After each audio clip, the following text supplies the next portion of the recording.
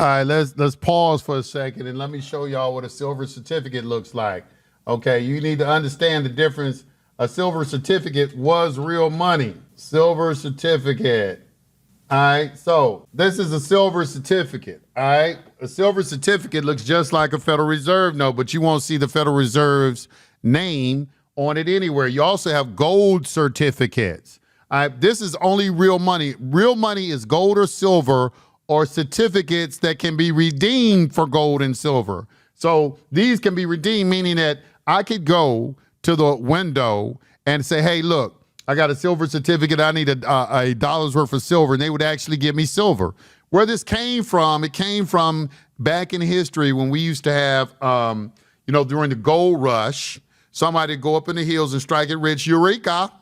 And then they would walk down the hill with their gold. But, gold is very cumbersome, as well as the fact you're at risk of somebody robbing you. So you would take it to an individual who had a building with bars around it and guards, and they would take it to an assayer in there, and they'd weigh it up, and they came up with a monetary system of weights and measures, and then they would give you a certificate.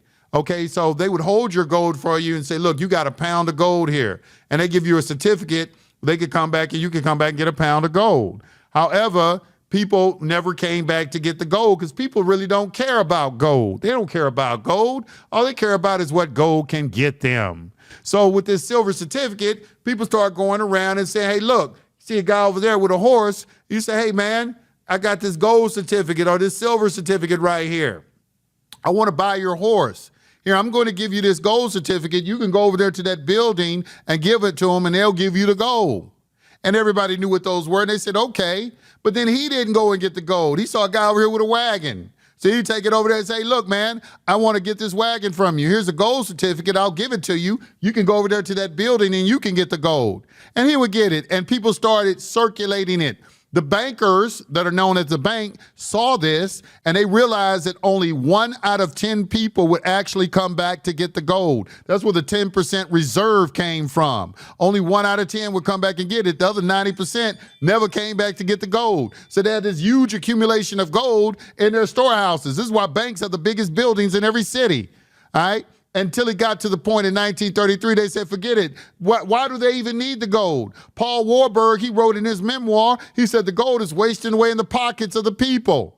So then they did this HJR 192 and took your gold from you and made it unredeemed. It was a gold heist, the biggest gold heist in history. They stole the gold from the people. And they have the audacity, the unmitigated gall to sit here and try to act like there's money.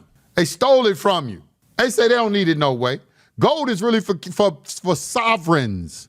When they took your sovereignty away from you, they took your gold and silver away. Because with gold and silver, we had private transactions. They weren't taxed. You didn't have to report nothing. I just go over there to you and just buy something, give you a gold piece, you give me what I want, and we keep it moving. That's how it's supposed to be. Even with the promissory notes, the people, these are promissory notes. They was mad about the citizens using this. They didn't want us to use these right here. It's a promissory note. 3 pence, this bill shall pass current for 3 pence within the province. We had our own paper script, private script. That came from us. It didn't come from them. They ain't the ones that developed promissory notes and bills of exchange. They copied that from us. You got a right to have a bill. Anyone can write a bill of exchange or a promissory note. What you can't do is use the American Banking Association and route those instruments through their system.